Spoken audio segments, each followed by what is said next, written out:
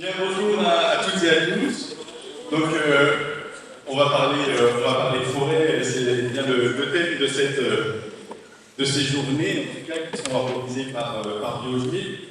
Donc, on va explorer un petit peu ce thème de la forêt. Ça sera loin d'être exhaustif, évidemment, mais vous aurez bien d'autres possibilités d'explorer ce thème par ailleurs. Donc, moi, on m'a demandé de faire un travail sur la forêt et les changements climatiques, et donc j'ai essayé de jouer ce jeu-là. Donc, je viens de Besançon, je suis enseignant-chercheur de l'université, et puis botaniste de formation. Alors, la forêt, j'ai préparé un diaporama, vous êtes nombreux, vous êtes moins, donc vous lirez sûrement pas ce qui est écrit, mais il y a quelques éléments qu'on pourra regarder comme ça. Donc la forêt, vous avez ici une forêt pas du tout locale, c'est la forêt de Guyane. La forêt de Guyane, vous voyez, ce sont des étendues extrêmement importantes de masse forestière, de surface forestière. Là, on va avoir un peu d'eau dessus.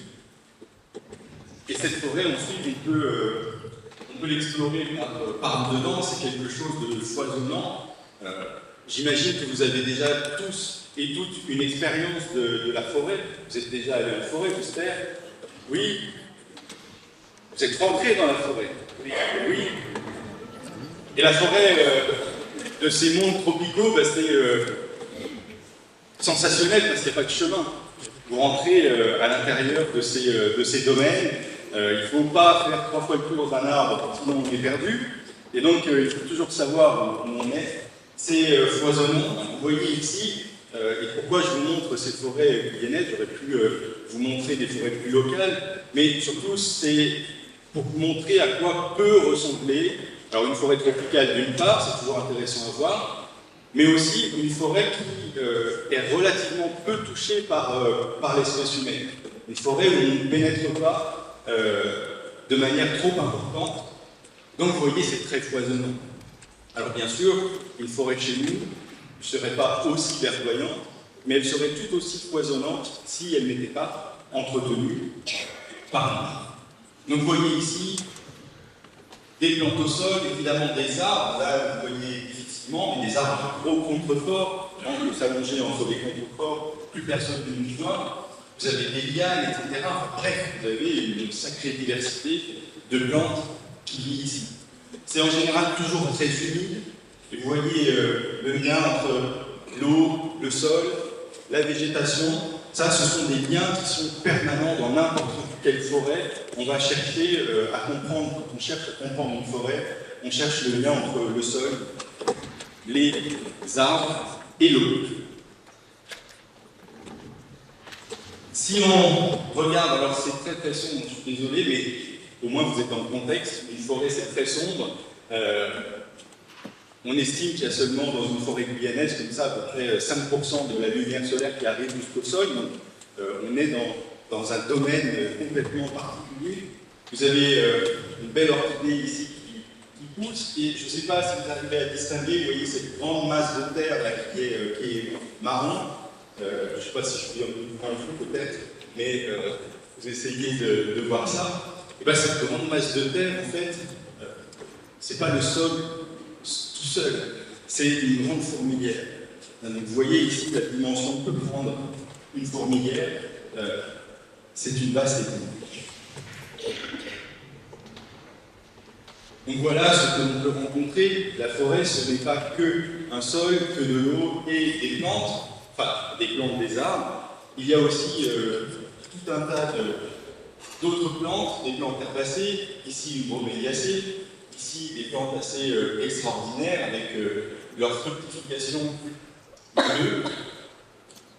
Ici, vous aurez reconnu des fasces, un couple de fasces qui est en train d'interagir en toute intimité, qui est essayé, avec monsieur et madame,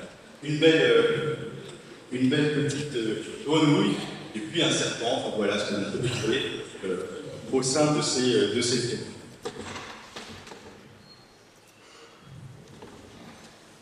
Alors la forêt, dans le monde, c'est un écosystème, c'est un ensemble d'écosystèmes qui est extrêmement vaste. Vous voyez ici coloré en fait toutes les zones qui l'on dit forestières de la planète. Donc environ 31% de la surface de la planète. Surface terrestre, évidemment. Donc c'est colossal. Il y a bien sûr des régions où elle est beaucoup plus dense qu'à d'autres endroits. Vous voyez par exemple, chez nous, en France métropolitaine, on a une densité forestière relativement importante. Elle pourrait même être bien plus importante, ou elle a été bien plus importante dans le passé. Quasiment tout le territoire national était recouvert de forêts avant la sédentarisation de notre espèce. Donc vous voyez ici un grand champ tropical, un champ plutôt tempéré, et puis un champ froid avec les trois grands domaines de ces forêts, tropicales, subtropicales, tempérées et boréales.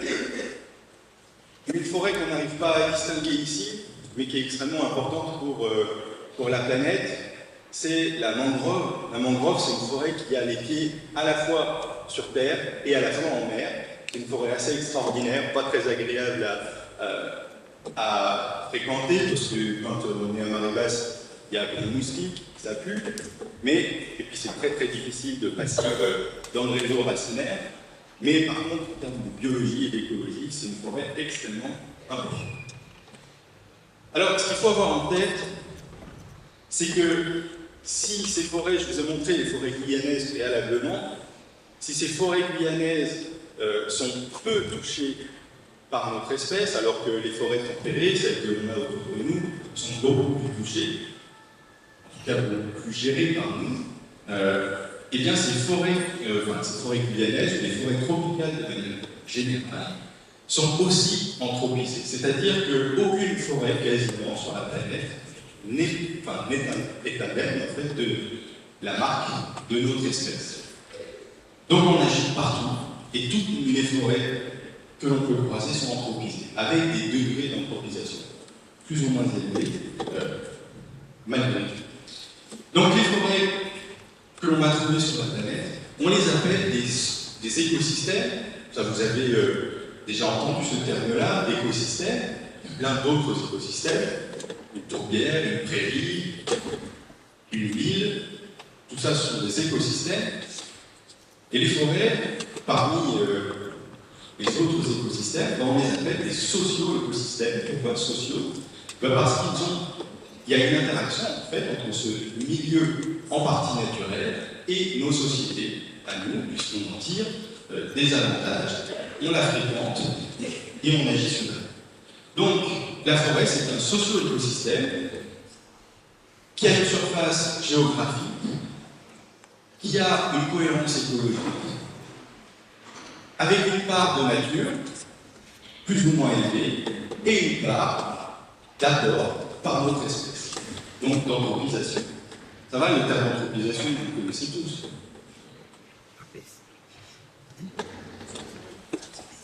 Alors je me suis amusé à faire un schéma de forêt. Une forêt, c'est à peu près ça. Donc une forêt, vous allez trouver une structure générique. Une structure générique qui est la structure des essences, des arbres, qui constituent tout ce que vous avez. Donc tout ce que vous voyez ici, en haut. Avec bien sûr des arbres qui sont plus petits et qui attendent de pouvoir pousser, d'avoir un peu de lumière. On va y trouver aussi, je vous en ai déjà parlé, un sol. Un sol dans lequel les arbres vont s'enraciner. C'est assez déstabilisant quand on est scientifique, mais si vous y réfléchissez aussi, d'imaginer que les arbres sont quasiment autant présents en milieu aérien qu'en milieu, que sous nos pieds, que dans le sol. Il y a quasiment autant de matière organique d'arbres dans le sol, par les racines, que dans le milieu aérien. Vous voyez la taille d'un arbre, il y a la même chose dans le sol. Donc, les arbres sont présents dans ces deux interfaces.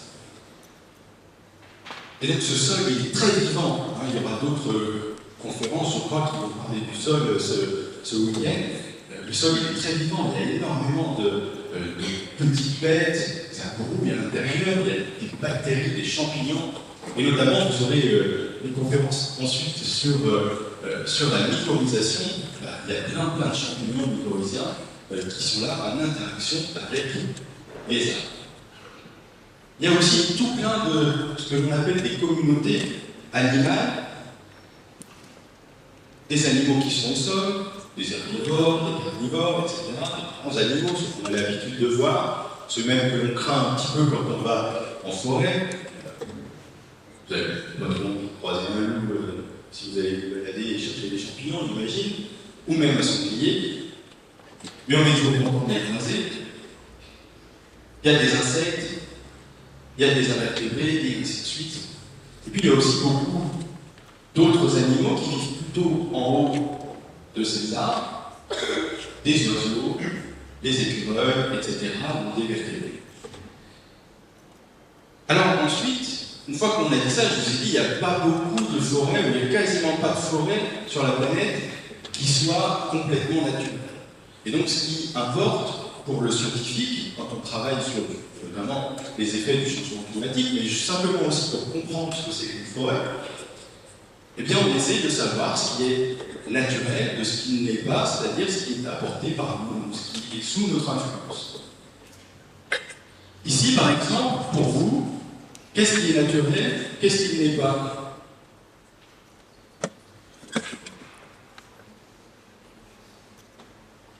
Est-ce que quelqu'un pose? Est-ce qu'il y a quelque chose qui n'est pas naturel dans ce que je vous montre? Ou est-ce que tout est naturel? Oui, la proportion de certaines espèces, ça c'est mon imagination quand j'ai fait ce schéma. On est bien d'accord. Mais sinon, dans la composition, par exemple,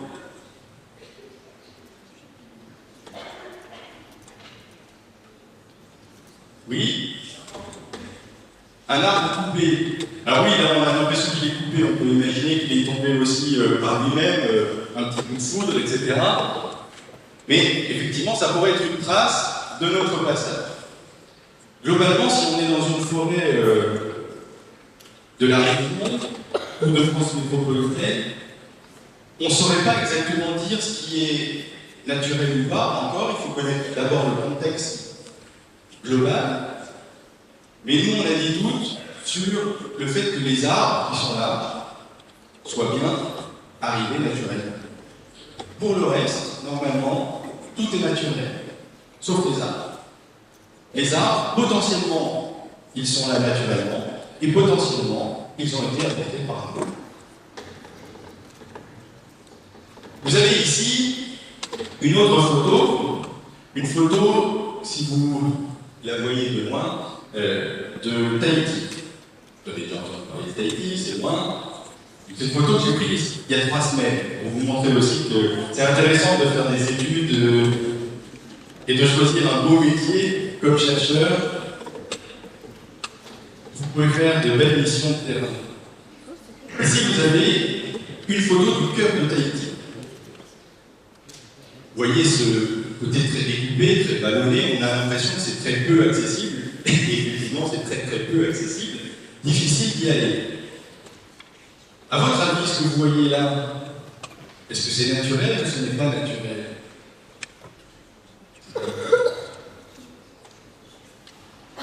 Allez. C'est naturel. C'est naturel. C'est naturel. Vous êtes d'accord? Absolument pas. Tout ça, c'est pas naturel. Bien essayé. On a l'impression. Et on arrive à toucher du doigt ici un concept intéressant, c'est pour ça que je vous dis un peu là-dessus. Le concept que l'on appelle le concept de naturalité. Le concept de naturalité, il peut être travaillé selon différentes façons. Soit c'est la représentation qu'on a de systèmes naturels, soit c'est justement la composante naturelle de ces écosystèmes qui sont anthropisés. Donc ici, il y a beaucoup de naturel dans ces forêts. Mais les arbres que l'on voit, la plupart ne le sont pas.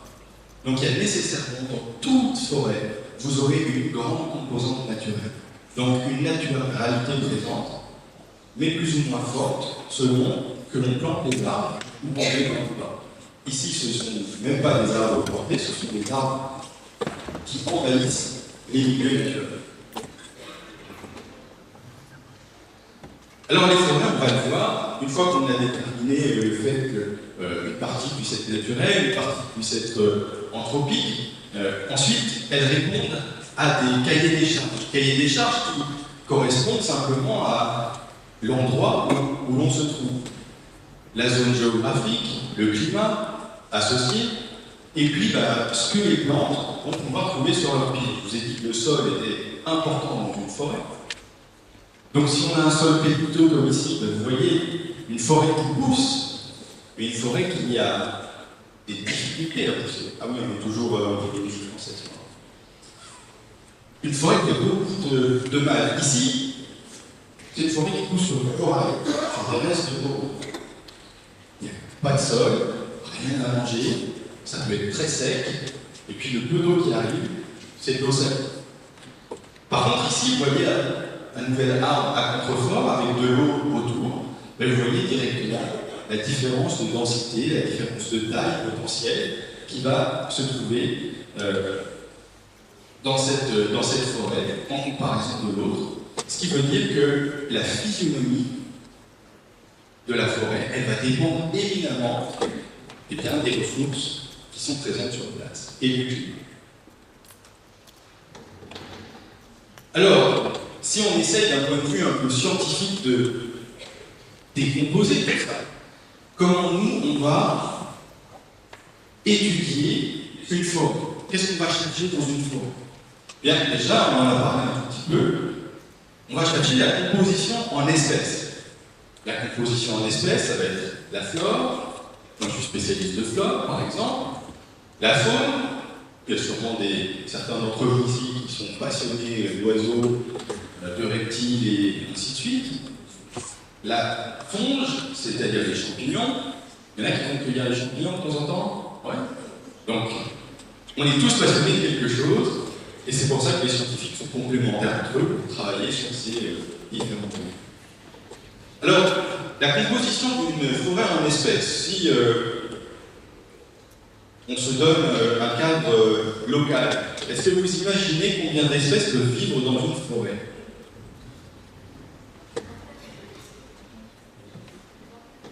Une vingtaine? Alors, on parle que des arbres ou de tout? De tout? Alors, une vingtaine? Alors, des milliers, ça fait un millier d'espèces. Ça vous paraît envisageable? Ça fait beaucoup, hein? Ça vous paraît envisageable, ça? Un millier d'espèces? Oui. A priori, on est bien au-delà. On est bien au-delà des milliers. Un exemple, en forêt de Fontainebleau. Forêt de Fontainebleau qui est très étudiée, pas loin de la région parisienne, au sud de la région parisienne. On va mettre devant l'écran. Il y a à peu près 1700 espèces de champignons. 300 espèces d'animaux vertébrés.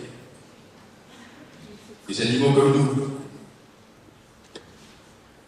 Plus de 600 espèces d'insectes. Près d'un millier, justement, d'espèces végétales. Comprenant les mousses, etc., pas que les grandes plantes vasculaires. Donc, vous imaginez ici, on est dans quelque chose d'extrêmement important. C'est très, très riche, une forêt. Et je ne parle pas du sol. Il y a encore beaucoup de choses dans le sol. Il y a une forêt très, très célèbre dans les Pyrénées qui a été très étudiée. On l'appelle la forêt de la Massane. Je ne sais pas si vous avez déjà entendu parler de cette forêt. Elle est juste à la frontière avec l'Espagne. C'est une belle lettrée. Et bien cette forêt, on n'y a compté que de 10 000 espèces à l'intérieur. Ce n'est pas un très très grand site. Mais c'est une forêt qui est très peu touchée par notre espèce. Donc vous voyez qu'une forêt c'est extrêmement riche. On peut y passer dans une forêt sa vie à inventorier toutes les espèces de la vie. La structure spatiale, on va s'intéresser à comment cette forêt est structurée, notamment en strates. La strate arborée, la strate arborescente, donc arborée des arbres, arborescente des arbustes, la strate herbacée, comment tout ça est structuré. Les oiseaux, certains vont vivre dans cette strate haute, d'autres vont vivre dans la strate médiane, et ainsi de suite. Donc on va s'intéresser à l'organisation à l'intérieur de cette forêt. Toutes les espèces, il y a beaucoup d'espèces, mais toutes les espèces ne sont pas partout.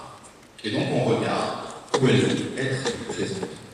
Ensuite, on regarde le fonctionnement de cette forêt, de cet écosystème. On va regarder différents paramètres. La température, la pluviométrie, ça c'est ce qu'on appelle, ce sont les grands éléments qui conditionnent ce que l'on appelle le climat. Température, pluviométrie. L'hygrométrie aussi qui est présente, et ainsi de suite. On va regarder les paramètres liés aux êtres vivants, qu'on appelle biotique. La production de matières organiques, par exemple. On va identifier des chaînes alimentaires. En général, les plantes produisent la matière organique initiale, et il y a des chaînes alimentaires avec des herbivores qui vont venir manger ces plantes, et puis des carnivores qui vont manger les herbivores, et ainsi de suite. On va regarder aussi le cycle de l'eau, le cycle des différents éléments nutritifs pour les plantes, pour les animaux, et ainsi de suite, pour les champignons, et les interactions entre espèces. Ça, c'est un domaine passionnant si vous avez un jour l'occasion de travailler en écologie, les interactions interspécifiques, c'est vraiment quelque chose qu'on peut passer à l'infini. Et puis on va regarder aussi les communautés, les niches écologiques et la diversité phylogénétique. Alors la forêt, c'est un endroit qui est très très diversifié. Chez nous, par exemple, je dis chez nous parce que j'ai un compatriote juste en face de moi, en Franche-Comté, d'où je viens, on a des forêts un peu typiques, que l'on appelle des prébois. Ces prébois, en fait, ce sont des forêts dans lesquelles on fait pâturer des vaches. Donc ici, c'est un beau troupeau que moi j'ai pu croiser un jour où je faisais des relevés de terrain. Vous êtes tranquille au milieu de la forêt, puis tout d'un coup vous entendez les belles cloches qui sonnent au loin, qui se rapprochent, etc. Vous aimez le Mont d'Or? Vous connaissez le Mont d'Or, le fromage? C'est bon, hein? Eh ben, c'est elles qui le font, qui le remercient. Là, on est sur le Mont d'Or, avec les vaches qui produisent ce fameux fromage. Donc, une belle sapinière, et très sapinière qui est derrière vous, avec un peu les PCA. Simplement pour vous montrer qu'une forêt, c'est beaucoup d'usages différents. On peut les utiliser pour le bois, on peut les utiliser pour la pâture, on peut les utiliser pour le plaisir. Bref, nos interactions avec la forêt sont multiples. Alors, toujours pareil, le scientifique, il essaie de trouver des critères d'études. Et quels sont les critères d'études qui nous intéressent dans le lien que nous pouvons avoir avec la forêt? Eh bien, on va s'intéresser à des fonctions écologiques, des fonctions naturelles, entre guillemets, qui sont des fonctions de production de matière organique, etc. Alors qu'on peut décliner avec de la production de fruits, production de viande, et ainsi de suite. Donc nous, on aura ce que l'on appelle un service. Vous avez déjà entendu parler des services écosystémiques. Et bien, on va retirer un service écosystémique d'approvisionnement. On va chercher des champignons, des petits fruits, etc. On va chercher des substances naturelles pour traiter telle ou telle maladie, et ainsi de suite, pour faire des tisanes. On va chercher du bois pour construire des maisons, pour se chauffer, et ainsi de suite. Donc ça, c'est un service d'approvisionnement. On va avoir aussi des services de régulation. Services de régulation indirects. En fait, ils nous servent à nous indirectement. C'est la forêt qui fonctionne par elle-même, mais qui nous rend des services. Vous savez nous sommes de grands pollueurs, par exemple, et bien la forêt, comme tout écosystème, va être en capacité, dans une certaine mesure, de dépolluer l'air, de dépolluer l'eau, de dépolluer un sol. Elle va recycler la matière organique. Je vous ai dit que le sol était extrêmement important pour une forêt. Ce qui est aussi très intéressant, c'est que le sol est constitué par la végétation et la roche qui est dessous. C'est une interaction entre le monde vivant et le monde de la géologie. Si vous êtes dans les SVT, quelque chose qui doit vous parler, pour une fois, on a une belle interaction entre le monde de la géologie et le monde de la biologie. Donc le sol, c'est cette interaction-là. Et plus le sol est diversifié, plus il est riche, plus la forêt va être diversifiée et riche. Et plus la forêt est diversifiée et riche, plus le sol va s'enrichir et ainsi de suite. Une forêt, ça va aussi nous protéger de différents aléas quand il y a des grands vents, etc. Quand il y a des grandes pluies, ça évite que justement le sol ne cède sous la pression d'eau et dévale les pentes jusqu'aux vallées où nous habitons. Voilà. Elles vont aussi créer un microclimat.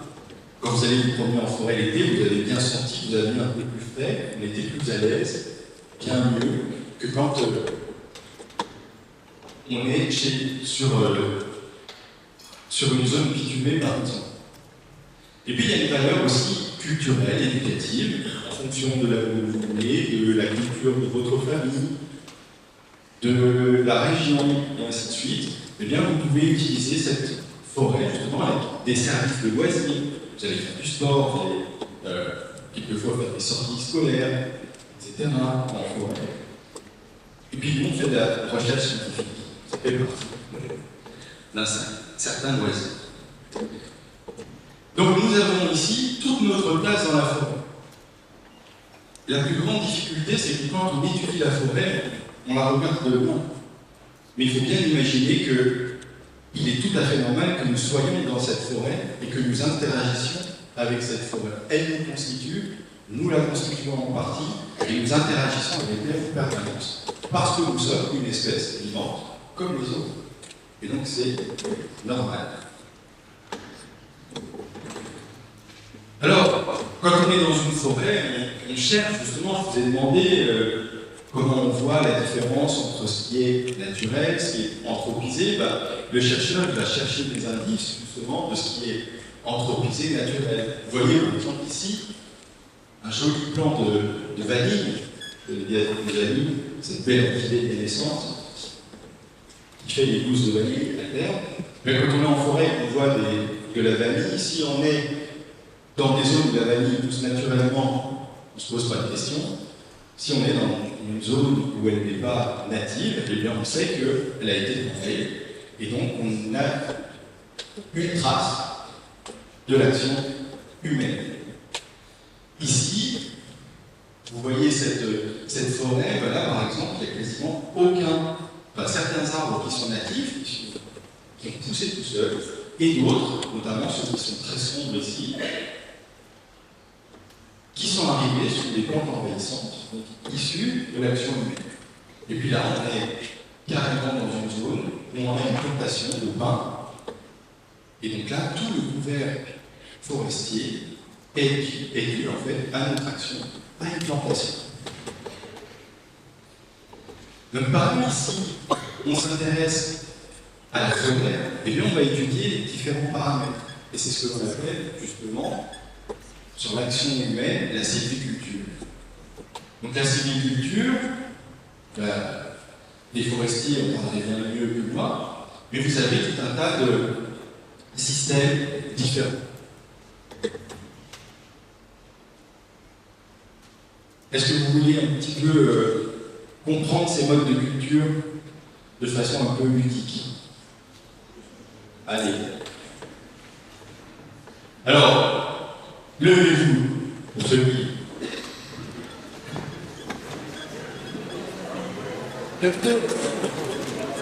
Allez, levez-vous. Pour faire la suite. Pour faire la suite. Donc, maintenant vous pouvez faire arbre.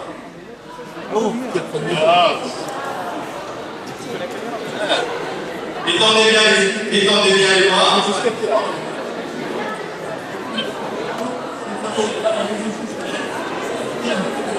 Donc là vous êtes un arbre, vous organisez-vous ensemble et collectivement une forêt. Maintenant, vous essayez, vous voyez que c'est pas très confortable. Donc essayez de vous décaler un petit peu pour trouver le maximum de place pour vous. Vous me mettez tout seul là-bas.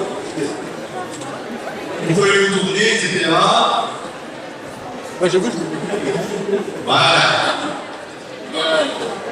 Donc là, je suis bien là. voilà. On va pas faire un foudre là, tout ça. Là, vous êtes dans une futaie jardinée. Vous êtes dans une futaie jardinée, vous avez tous une taille différente, une orientation différente, vous êtes des espèces différentes, etc. Ouais, c'est tout, lui, Maintenant, vous pouvez vous resserrer à nouveau. Non, restez debout.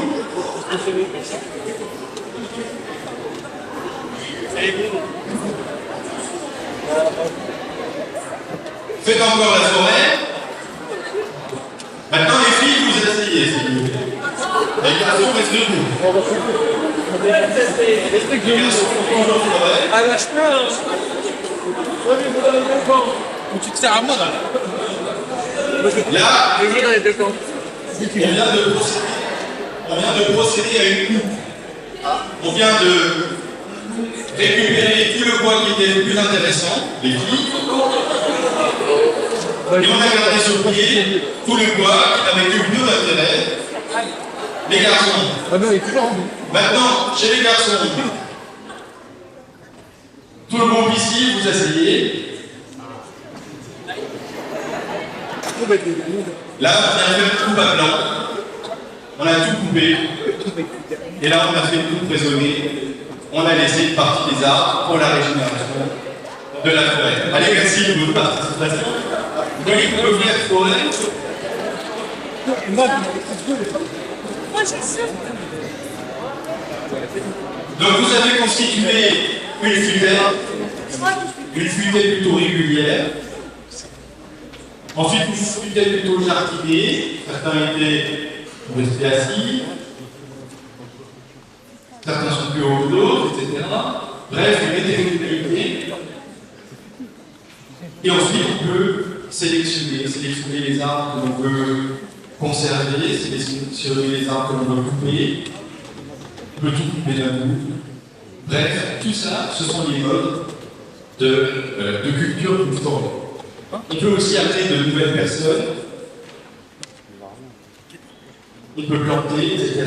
Bref, le paysage forestier, c'est un paysage que l'on façonne et que les forestiers vont façonner une fois que nous les. Alors, maintenant, on en vient à ce qui nous intéresse, ces questions de climat. Et quand on parle de climat et de changement climatique, quelque chose qui vient assez immédiatement quand on parle de forêt, c'est ce que l'on appelle le dépérissement forestier. Vous voyez ici une photographie d'un massif forestier, donc là métropolitain, et vous voyez quand même de manière très nette des zones forestières qui perdurent, des zones forestières qui sèchent, qui se dessèchent. Il y a plusieurs raisons au fait que les arbres puissent être en souffrance, être malades, on peut dire des choses comme ça, et puis mourir. Déjà, il peut y avoir le changement du climat peut amener des tempêtes. On en a connu quelques-unes, vous êtes peut-être un peu jeunes pour avoir connu les plus violentes, mais il y en a eu quelques-unes assez fortes.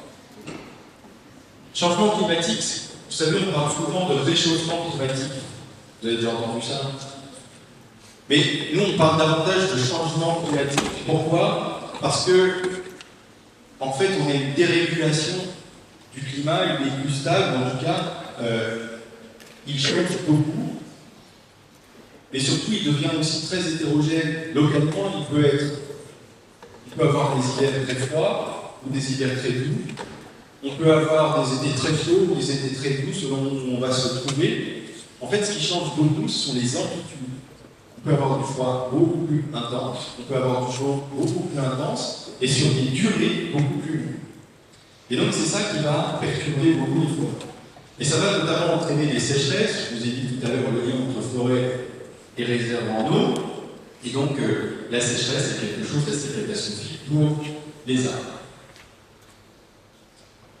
Et puis aussi, comme il s'agit d'un écosystème, eh bien, il y a d'autres espèces que les espèces d'arbres dans une forêt, évidemment, et il y a des espèces qui se nourrissent des arbres. Et quand un arbre est affaibli, eh bien, il a tendance à être plus facilement attaqué par des espèces que l'on va appeler parasites, ou des insectes qui xylophages. Donc globalement,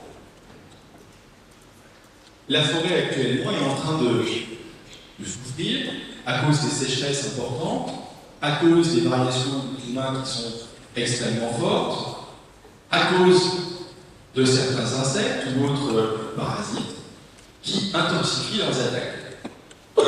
Les forestiers et les gestionnaires ont déjà une bonne expérience et des possibilités d'action, mais ils demandent aux scientifiques aussi de les accompagner pour mieux comprendre et faire des choix. Parce que quand on a une forêt comme ça qui est en train de mourir, il faut faire des choix pour la régénérer au plus vite. Et donc, tout le monde travaille dans ce contexte-là. Alors, tout le monde travaille dans ce contexte, mais pour autant, tout le monde n'a pas la même vision des choses. Par exemple, vous entendez parler d'îlots d'avenir. D'îlots d'avenir où on va essayer d'implanter des espèces exotiques, mais qui viennent d'ailleurs, et que l'on pense plus adaptées aux nouvelles conditions du climat. Donc, résistance à ce qui est plus chaud, à des temps de sécheresse plus longs, etc. Ou plus résistante à certains ravageurs. En tout cas, on fait des tests. Ça ne veut pas dire qu'on va planter des centaines d'hectares avec ces espèces, mais on fait des tests, notamment sur ces îlots d'avenir. Certains endroits, on plante quand même quelques hectares.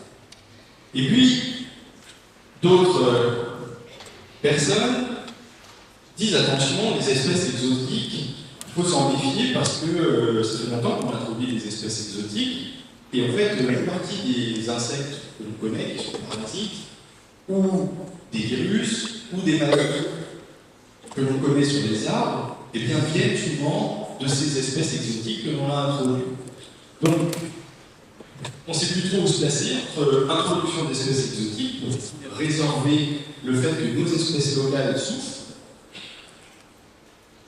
favoriser la régénération des espèces locales, des arbres locaux, ou favoriser la migration d'espèces, alors pas tout à fait exotiques, mais pas tout à fait locales, c'est-à-dire celles qui vivent en périphérie de nos contrées et de nos forêts.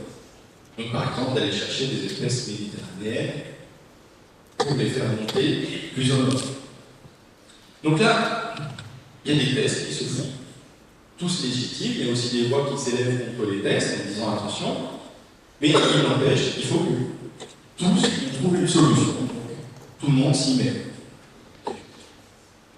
Donc voilà à quoi peut ressembler une forêt en termes de changement climatique. Si je reprends un peu les allégories que je fais avec ces schémas.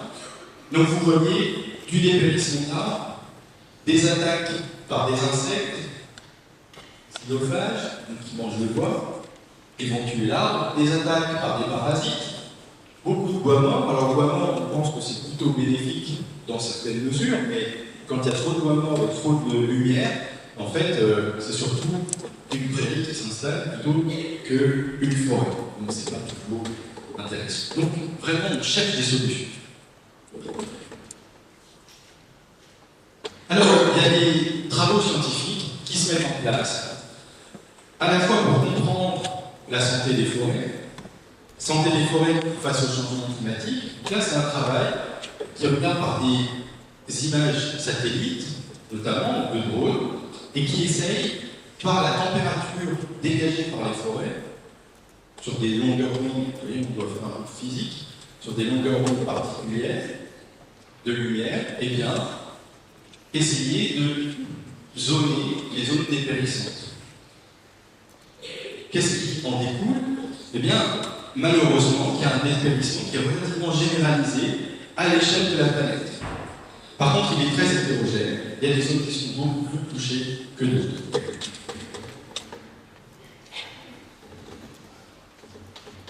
Travail conjoint entre l'Office national des forêts, vous avez déjà entendu parler de l'ONF.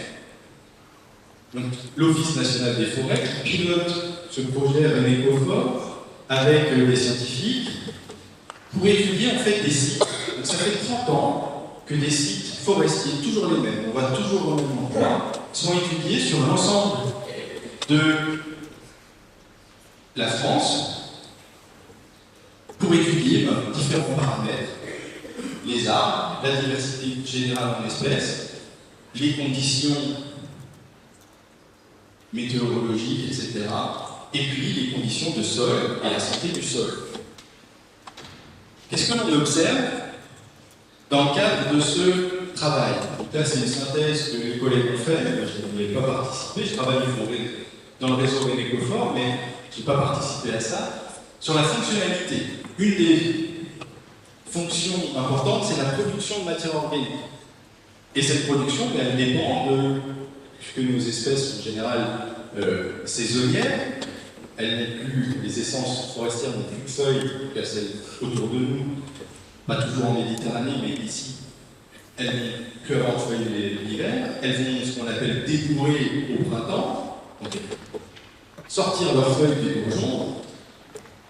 Ben, si on regarde à quel moment elles débourrent, déjà elles débourrent de plus en plus précocement, souvent, et puis ensuite, c'est la défoliation qui est associée. Si par exemple les feuilles sortent et qu'il y a un gel un peu tardif qui arrive, ça arrive fréquemment maintenant, eh bien ces feuilles nouvelles tombent, elles meurent et elles tombent.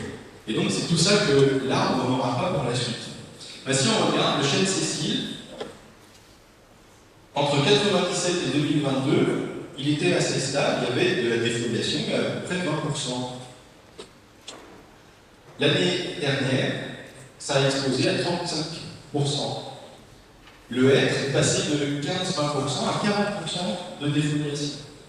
L'épicéa de 5% à 30-35% de défoliation en 30 ans. Donc c'est pour vous montrer une des incidences du changement climatique, c'est-à-dire moins de densité de feuilles. Moins de densité de feuilles, moins de matière organique pour tous les êtres vivants qui vivent là. Et donc l'intensité est encore plus forte en altitude qu'en plaine. Puisque l'épicéa, par exemple, et le hêtre sont plutôt des plantes d'altitude. Une autre étude que l'on a faite montre ce que l'on appelle la thermophilisation des espèces. Alors non pas des arbres, parce que les arbres, en général, on les plante, on les guide.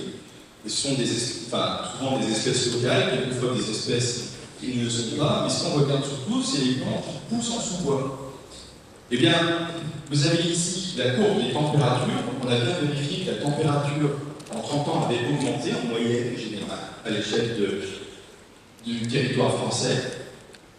Et on regarde ici le caractère thermophile, et bien il suit les plantes. Donc thermophile, c'est-à-dire quoi? On a de plus en plus d'espèces qui sont végétales, qui sont adaptées à la sécheresse ou à des climats chauds.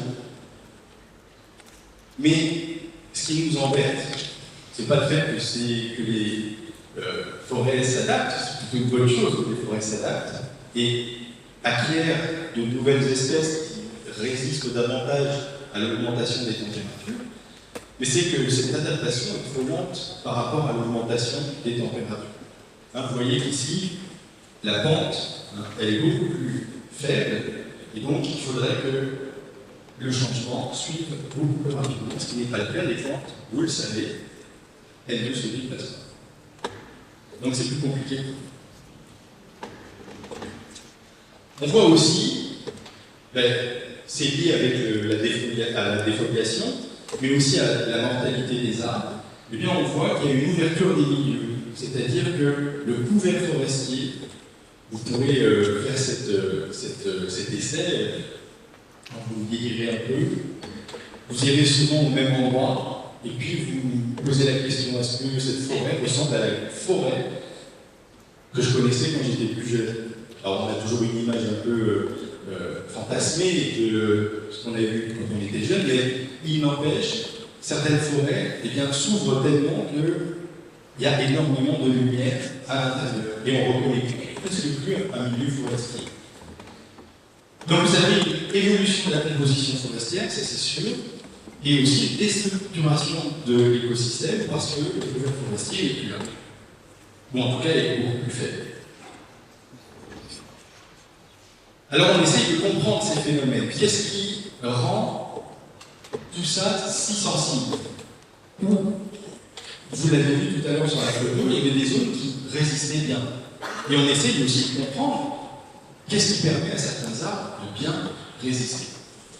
Eh bien, on s'intéresse à ce qu'on appelle les stations forestières, c'est-à-dire une zone de très faible envergure, et on regarde le sol précisément, les arbres, etc. Et si on regarde tout cet ensemble, et notamment donc, le sol, eh bien on voit que, par exemple, la hêtraie est plus touchée chez nous que la chênaie. Je vous ai dit, l'essence d'altitude, le hêtre, plus sensible, donc ça change pas grand-chose. Par contre, on trouve des résistances d'arbres, même dans des sols de petite épaisseur. On aurait tendance à se dire que le sol est épais, puis l'arbre va résister. En fait, non, ça dépend de la composition du sol.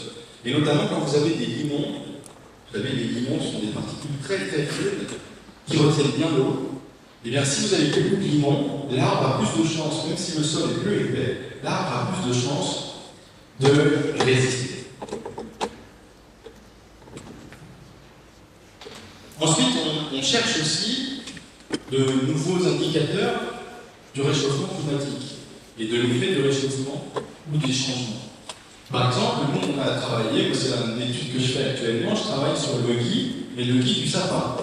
Vous savez que le gui, il y en a plein, les pommiers, etc.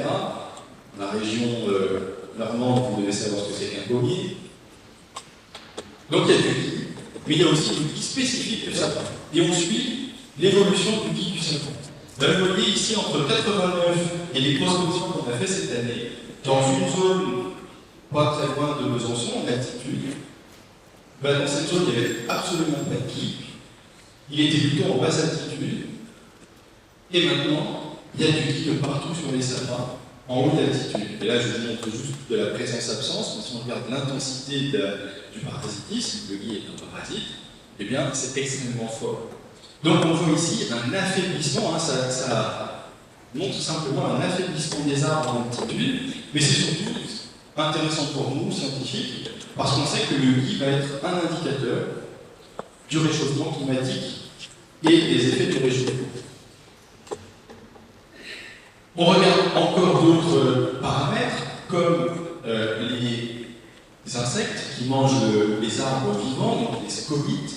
On appelle ça, ce sont des sortes de petits scarabées qui font des jolis dessins. Vous avez peut-être vu ces dessins dans le sous-bois, quand l'écorce tombe, vous voyez sur le bois ou sur l'écorce, c'est beau dessin.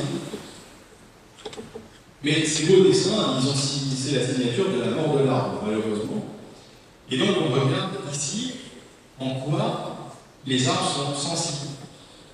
Et donc il y a une sensibilité plus faible des arbres qui sont préadaptés au manque d'eau. Donc là, ça veut dire quoi? Ça veut dire que si on doit régénérer les forêts, par exemple, on va aller chercher des graines d'arbres qui sont dans des zones déjà sèches pour éviter qu'ils ne souffrent et qu'ils ne soient attaquables par ces insectes. Et plus, vous avez joué à la forêt tout à l'heure, plus la forêt est régulière, plus elle est monospécifique avec une seule essence, plus elle va être sensible aux attaques des insectes. Alors on s'amuse aussi avec les nouvelles technologies parce que ces insectes ils sont tout petits, difficiles à déterminer, et donc on est obligé maintenant d'utiliser l'intelligence artificielle, vous savez, ça fait grand débat, et donc on donne ces insectes à déterminer, à identifier à l'intelligence artificielle, on l'entraîne, et elle devient performante pour reconnaître ces différents insectes, ce qui nous permet d'aller plus vite dans nos études.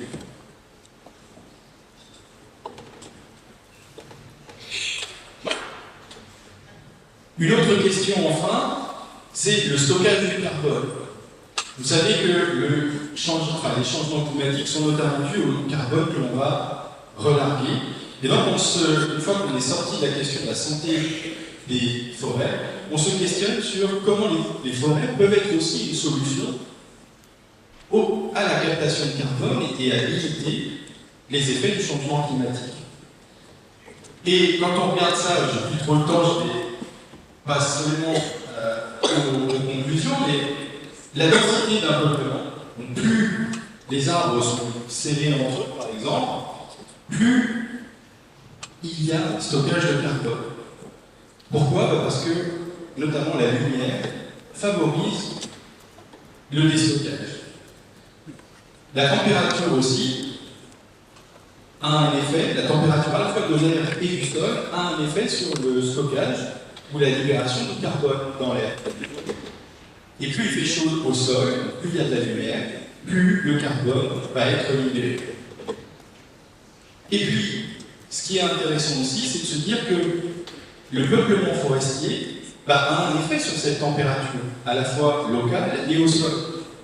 Et donc, on est dans un cercle vertueux, plus le couvert est dense, moins la température est forte, moins la température est forte, moins de carbone est libéré, et ainsi de suite. Donc, on a des pistes quand même pour pouvoir aménager les forêts. Et on voit aussi ici que le choix du peuplement, en fonction des arbres qu'on va utiliser, épicéa, hêtre, chêne, tilleul, érable et frêne, eh bien, va avoir une incidence sur la constitution des sols, notamment en biodiversité. Le frêne et l'érable vont permettre beaucoup de mycorhisation, par exemple, avec des mycorhizes arbusculaires, et beaucoup de bactéries, beaucoup de champignons autres qui vont permettre la décomposition du sol et de la matière organique. Et certaines autres espèces vont limiter cette décomposition de la matière organique, stocker davantage de carbone, mais pour autant avoir moins de diversité dans le sol. Donc on voit aussi qu'il est important de s'intéresser aux différentes essences locales pour gérer le climat local. Alors je vais passer là-dessus. Simplement, je vais finir sur ça, vous montrer aussi que, parce que c'est souvent un peu nauséabond de parler des changements climatiques, etc., on a la face à chaque fois, mais le travail des chercheurs, le travail de la société de manière globale, il est important pour connaître tout ce fonctionnement qui est complexe. Et donc, nous, par exemple, on a essayé de mettre en place, non pas une solution, mais tenter d'aller vers une solution. On a mis en place un observatoire local des forêts. On est à plusieurs échelles. On va s'intéresser à la structure des peuplements forestiers, à l'état sanitaire des peuplements, et ça, il y a 10 laboratoires de recherche qui sont impliqués. On s'intéresse à la diversité des espèces, encore une fois, leur diversité génétique, à la diversité fonctionnelle, la dynamique des mycorhizes, le cycle du carbone, et ainsi de suite. Vous voyez, moi je m'intéresse par exemple, je suis botaniste, et pour autant je me fous aux fourmis, c'est vachement intéressant. Alors, quand vous mettez ça et que les vaches qui passent, les vaches adorent manger le miel comme les fourmis. On s'intéresse aussi à l'histoire des peuplements. Je vous ai dit que je vais parler de l'actuel, mais on comprend aussi mieux l'actuel quand on étudie l'histoire. Donc on va carotter dans le sédiment, on va aller chercher les pollens pour reconstituer les végétations du passé, etc. Enfin, on fait des choses assez merveilleuses. On étudie le sol, on étudie le climat. Donc tout ça pour vous dire que dans notre consortium, il y a des écologues, il y a des géographes, il y a des sociologues aussi qui s'intéressent à l'usage de la forêt, comment la forêt est vue par les acteurs, les gestionnaires, comment elle est vue par la population, etc., pour pouvoir adapter correctement ces forêts. Il y a des gens qui sont même spécialistes de la gestion des données, enfin bref, il y a des gens de plein de disciplines différentes. Ça, c'est pour vous montrer que dès qu'on s'intéresse aux systèmes complexes que sont les écosystèmes, et bien maintenant on est obligé d'avoir toute une panoplie de disciplines différentes, la génétique, la morphologie, la géographie, l'histoire, la sociologie et même la philosophie. Et on travaille aussi beaucoup avec les artistes, parce que ça donne des références complètement différentes à ce que l'on peut imaginer en tant que scientifique. Et on met aussi en place des formations. je terminerai là-dessus. Les formations pour les CAP, les bacs pro, les licences, c'est-à-dire que moi qui suis universitaire, eh bien, je commence à interagir avec des C1, avec des élèves qui sont en CAP et ainsi de suite, et on forme les gens sur le terrain, pas dans les salles de classe, sur le terrain, pour mieux comprendre les enjeux. On met aussi en place, à partir du terrain, des outils comme de la réalité virtuelle qui permettent de modéliser l'évolution d'une forêt dans le temps. Et donc il y a plein d'outils intéressants qui vous permettront d'aller vers, je l'espère, des métiers qui touchent la forêt un jour. Donc voilà ce que l'on peut synthétiser. Les questions qui se posent face aux enjeux pour nous entre forêt et humanité, ben déjà c'est à quoi ressemble un écosystème forestier naturel. On ne sait absolument pas ce que c'est encore. Il y a encore beaucoup de choses à travailler. Comment fonctionne un écosystème forestier, sa composition, sa structure, sa fonctionnalité? Quelles sont les incidences du changement climatique sur la dynamique de ces forêts? Est-ce qu'il y a une contribution possible de l'écosystème forestier à l'atténuation des changements climatiques? Et quels sont les modes de gestion qui sont les plus favorables à la résistance et à la résilience? Résistance, c'est immédiat, on résiste à quelque chose. Résilience, on est en capacité de s'adapter à long terme aux changements qui arrivent de la biodiversité. Merci à vous, et puis on peut discuter autour de toutes ces questions qui sont passionnantes.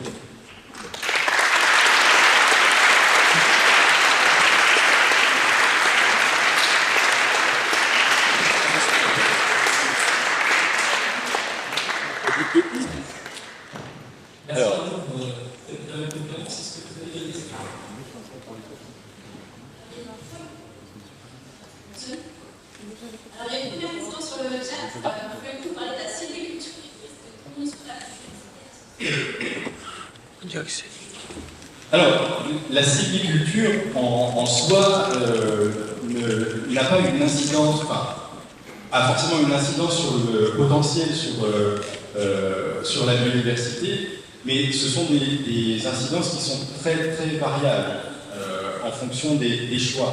C'est-à-dire qu'on peut avoir une sylviculture qui va tenter de favoriser la biodiversité. Je vous montrais tout à l'heure ce qu'on appelle les îlots d'Alger. Il y a des effets sur la forêt mosaïque, c'est-à-dire ne plus avoir un écosystème uniforme, mais avoir un écosystème hétérogène. Et donc ça, c'est la sylviculture, mais qui cherche à augmenter la biodiversité. Et puis on a des sylvicultures qui sont plutôt des sylvicultures de rendement. On va s'intéresser essentiellement à la forêt comme production de bois, et où la biodiversité va être un paramètre qui n'est pas nécessairement pris en compte, qui jusque-là n'était quasiment pas pris en compte. Et là, on a une baisse de biodiversité très forte. Donc, en fonction des modes de culture, et donc on a des enjeux, parce que la forêt, ça j'en ai pas parlé, je ne suis pas spécialiste de ça, mais la forêt c'est à la fois des forêts publiques et des forêts privées, et chacun des gestionnaires a des enjeux différents.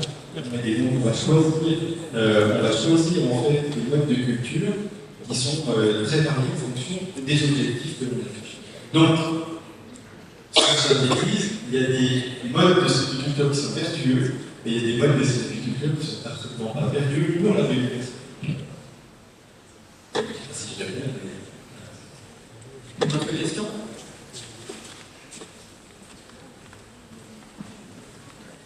Merci. Sur ce que vous avez présenté, le mouvement sur les premières Espagne, il y avait la carte de France métropolitaine avec des trains. Est-ce qu'on pourrait avoir une idée de quelques légendes, notamment au niveau local, s'il vous plaît? De légendes, c'est ça? Oui, des couleurs en fait. Oui. En France, Ah oui, alors, c'est vrai que je ne pouvais pas rentrer dans ce détail, ça prend trop de temps, mais sur les différents points qui étaient ici, alors c'est marqué là, mais vous avez, en fait, ce sont les essences dominantes qui sont présentes, hein, qui sont codifiées comme ça. Donc, ici, par exemple, vous avez en vert très clair, par exemple là, vous avez les chênes sessiles, ou l'essence chêne pédonculé, pardon, en vert plus foncé, donc ici, ici. Donc, l'endroit ici. En Normandie, c'est le chêne sessile. Si je regarde ici, ce mois-là, ça va être un mélange de chêne sessile, chêne pédonculé, donc il faudrait un peu mix entre les deux. Et puis, alors là, j'ai un Douglas. Là, par exemple, c'est une forêt de Douglas. Donc, ça veut dire que là, c'est une forêt plantée. Parce que le Douglas, il n'est pas gelé. Hein, donc, c'est un conifère qui est planté. Donc, voilà. Et donc, il y a, dans ce protocole-là, tout un tas d'essences, donc des hêtraies, des sapinières, des baissières. En fait, il y a vraiment l'essentiel des grandes essences locales et des essences pour celles qui sont plantées, des essences les plus plantées aussi. Et donc, voilà, ça permet d'avoir une certaine diversité dans tous ces points. Il y a 102 points, 102 sites. Donc, ça fait déjà pas mal de types de végétation. Et il y a un maritime, évidemment, en réalité. D'autres questions? J'ai lycéen. Il y a un lycéen. Jeune lycéen. Retraité.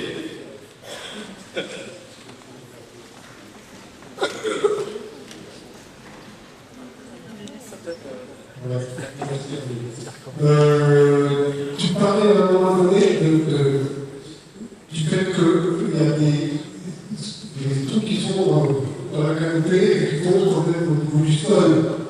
Tu pourrais compléter un petit peu la réponse, qu'est-ce que ça gêne, pourquoi ça pose problème au niveau du sol.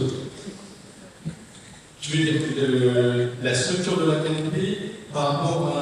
Oui, quand tu as des arbres qui sèchent, il y a la manière avec le sol. Oui, bah, en fait, c'est toujours, sur ces questions, c'est toujours une focale par rapport à l'écosystème forestier. C'est-à-dire que dans une forêt, je dirais dans un cycle naturel de forêt, il y a toujours des trous qui s'opèrent, c'est-à-dire les chapis, tu connais effectivement, c'est-à-dire des arbres qui tombent, des arbres qui meurent dans une ville de forêt et d'arbres. Il y a aussi une mort naturelle qui arrive. Donc, chaque forêt, on va avoir des zones ouvertes, comme ça, qui se créent. Ce qui pose, donc, ces zones ouvertes, elles amènent énormément de biodiversité, justement, parce que c'est quelques paramètres très différents, beaucoup plus de lumière, l'eau qui tombe, etc. Donc, tout d'un coup, il y a tout un tapis d'espèces végétales qui va se mettre en place, herbacées, et puis la régénération d'arbres qui va se faire. Donc, ça, c'est très riche. Par contre, ça pose problème quand l'ouverture devient dominante par rapport aux zones couvertes. C'est-à-dire qu'il y a plus de zones ouvertes que de zones ouvertes, parce que là, il y a de la lumière de partout, et donc on commence à trouver un autre écosystème qui est la prairie, plutôt que la forêt. Voilà. Donc, c'était dans ce sens-là. Mais c'est vrai que tu as raison, il faut bien distinguer. Quand la forêt est en bonne santé, il y a toujours ces zones ouvertes, mais peu, et elles amènent de la diversité. Quand il y en a trop, ça pose une autre question de gestion. Une autre question?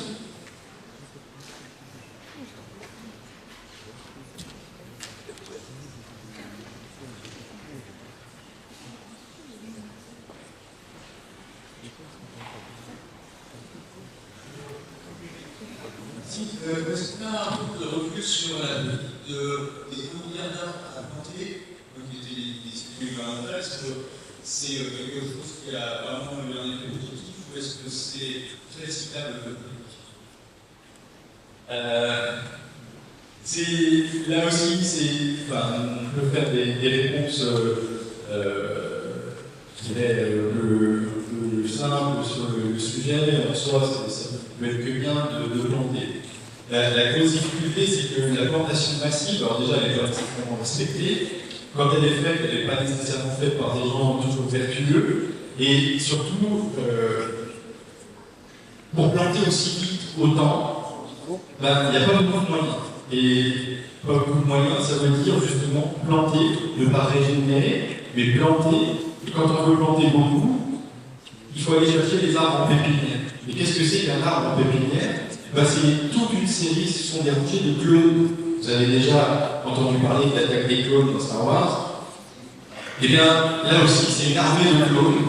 C'est une armée de clones à l'arbre cloné tous le même patrimoine génétique qui vont être plantés comme ça, densément, dans certains sites. Et au départ, ça fonctionne. La plupart des arbres qui sont plantés sont plutôt comme ça. Mais dès qu'il y a un paramètre qui change dans l'environnement, eh bien, il y a un stress qui se fait et il n'y a pas de diversité génétique qui permette de répondre à ce changement. Et donc, c'est plutôt dans ce sens-là que c'est des c'est des mauvaises bonnes idées, je dirais, parce que pour planter autant, il faut coller.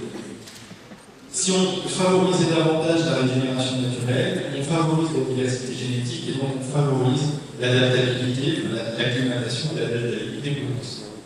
Donc, ça, c'est ce que j'en pense. Je suis un peu je sais. Il reste des questions? C'est vraiment insuffisant, et j'avais envie de poser.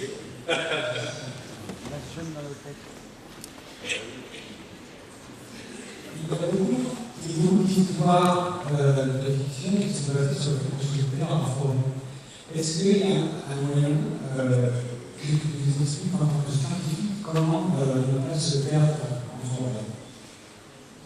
Alors, les moyens c'est assez rigolo parce que on se marre beaucoup sur cette question-là avec certains collègues parce que maintenant, quand on emmène des étudiants, par exemple, en forêt, alors tout le monde a son téléphone portable.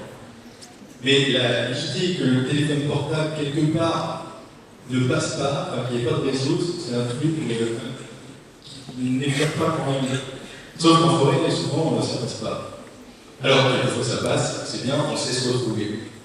Après, pour se retrouver, c'est les méthodes les plus simples du monde. C'est-à-dire, moi, quand je rentre dans une forêt, un automatisme, si je regarde où est le soleil. Le soleil, c'est la baisse, à midi, il pointe au sud, et le soir, il se couche à l'ouest. Donc, si on reste toute la journée, il faut un peu d'adaptabilité, mais si on sait où est le soleil, on sait toujours à peu près dans quelle direction on peut aller, on doit aller. Et puis, apprendre à lire le carte. On apprend à nous dire à lire une carte, parce que comme justement, on n'a pas de réseau, c'est toujours important de savoir lire le carte. Donc, boussole, carte, c'est génial. Le soleil, c'est le meilleur ami. Bon, quand il ne peut pas. Mais voilà, il y a des petits moyens comme ça, assez simples. Alors, pas au champ des oiseaux, parce que les oiseaux bougent, mais le soleil, c'est. Et la mousse sur les troncs des arbres? Oui, la mousse sur le tronc des arbres, voilà, je pense qu'il y a des gens qui auront le temps de sécher avant de recouvrir le chemin. Il faut se méfier de la mousse sonore, ça ne marche pas toujours. Autre question?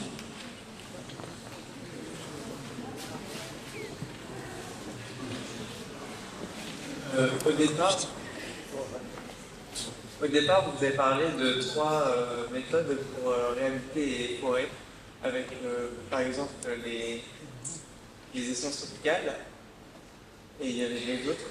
C'est quelle pour vous la meilleure solution contre le changement climatique? Oui. Ce que j'essayais de montrer là, donc l'introduction d'essences exotiques, pas forcément tropicales, mais exotiques, ça veut dire qu'elles viennent d'Amérique, elles viennent d'Asie, etc. C'est ça qu'on appelle exotique.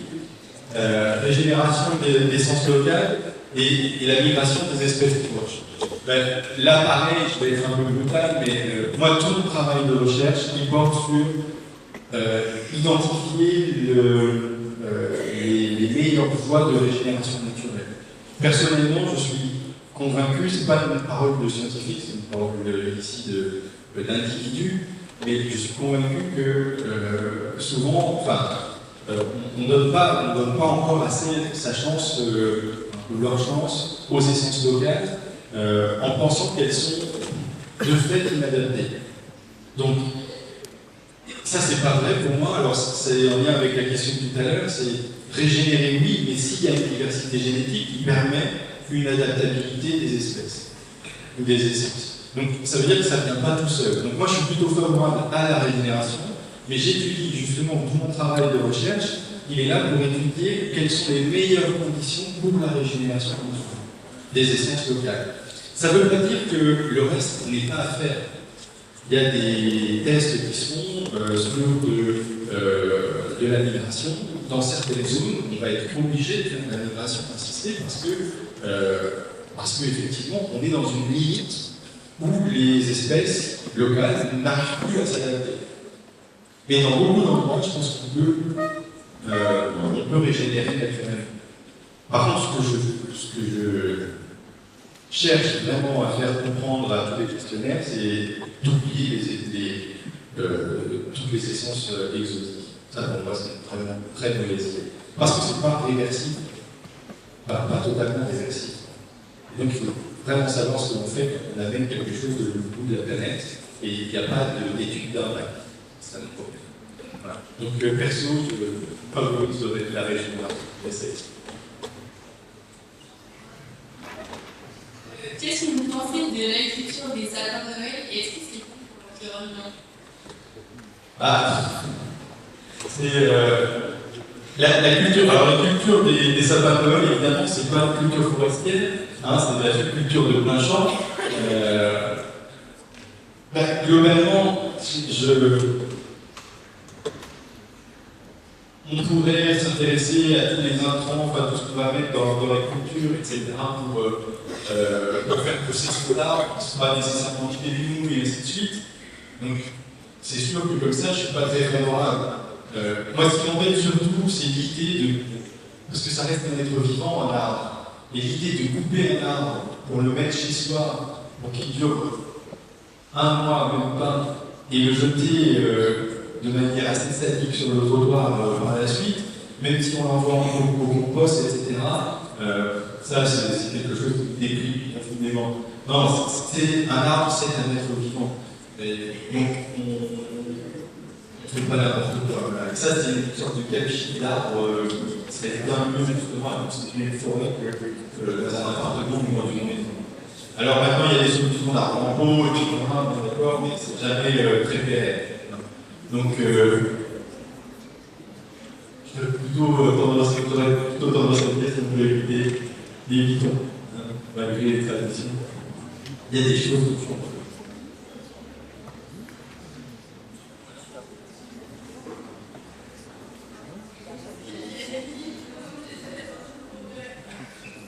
Alors, est-ce qu'il y a une limite du nombre d'espèces dans une forêt? Évidemment qu'il y a une limite. Pourquoi il y a une limite? Parce qu'il y a une limite du nombre d'espèces sur la planète. Malheureusement pour nous, la planète est une entité finie et la forêt est une entité finie et donc on ne pourra jamais avoir une infinité d'espèces. Donc il y a nécessairement une limite. Mais vous l'aurez compris, si on regarde avec notre regard, combien, par exemple, vous, ici dans la santé, si vous allez en forêt, combien vous êtes capable d'identifier l'espèce de cette forêt? À peu près une vingtaine, probablement, effectivement. Donc, si on parle de 10 000 espèces qui sont présentes, pour nous, c'est presque infini, parce qu'on n'arrivera jamais au bout de leur vingtaine. Donc, ça reste colossal quand même. Mais, mathématiquement parlant, les limites. Mais on n'a pas cette limite. On ne la connaît pas. C'est absolument pas. On a encore beaucoup d'études là-dessus. Il y a sûrement plusieurs milliers, mais pas au-delà. Les forêts tropicales, peut-être plus. Mais on le sait malheureusement. Bon, du coup. D'autres questions?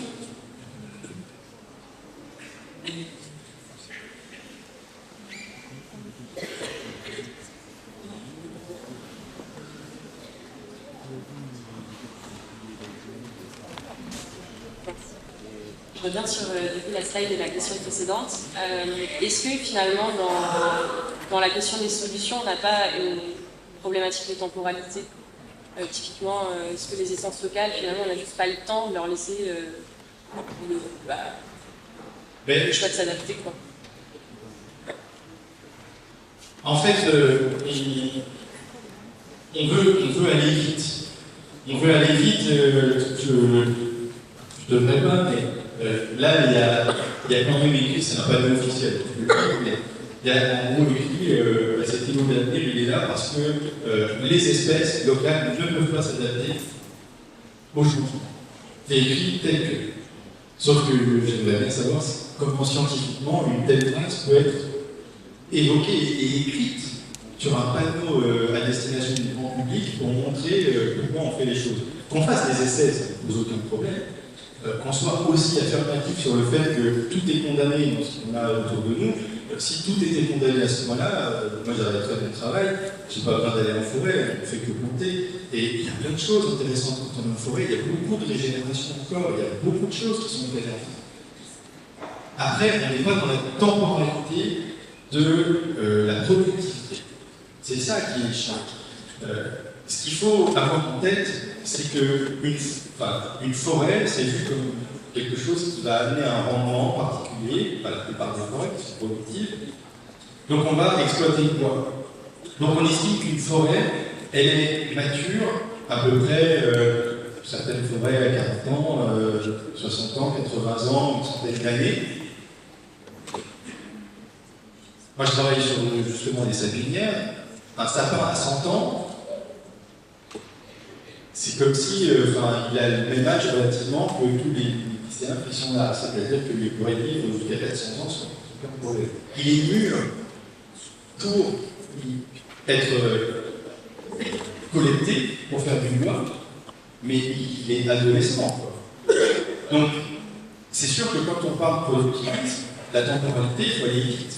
Donc, on cherche des solutions rapides et on estime qu'on n'a pas le temps maintenant de voir si les espèces locales peuvent s'adapter.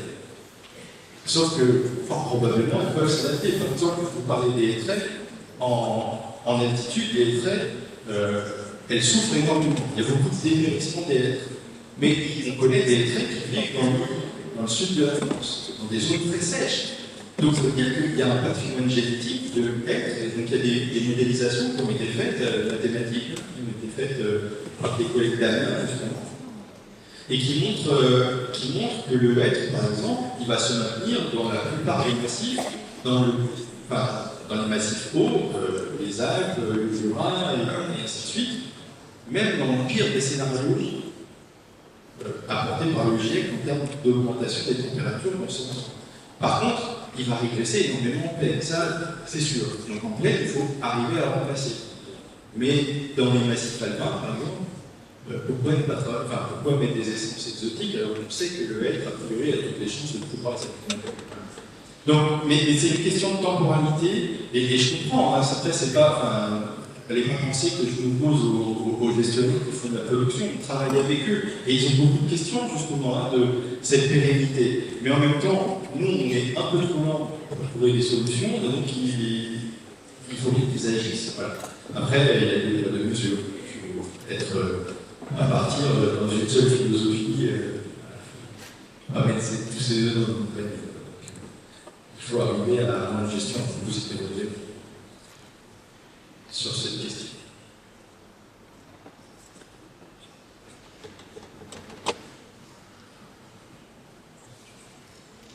Bien, je pense qu'on peut remercier à vous